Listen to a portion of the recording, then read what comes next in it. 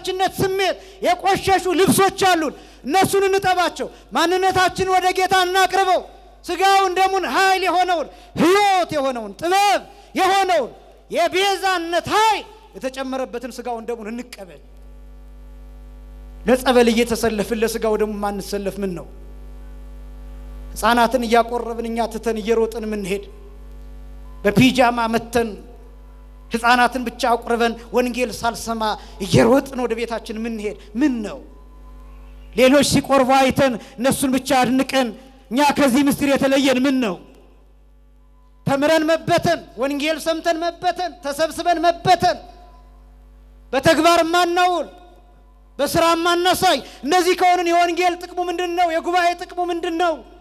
የክርስትና ጥቅሙ የኦርቶዶክሳዊነት ጥቅሙ ምንድነው የመምጣት ጥቅሙስ ምንድነው የማመን ብልጫው ጥቅሙ ምንድነው ክርስቲያኖች መቁረብ ካልቻለን ራሳችንን ለክርስቶስ መስጠት ካልቻለን ልብሳችን ካልታጠበ ካልተዘጋጀን የሰማዕትነት ጥቅሙ ምንድነው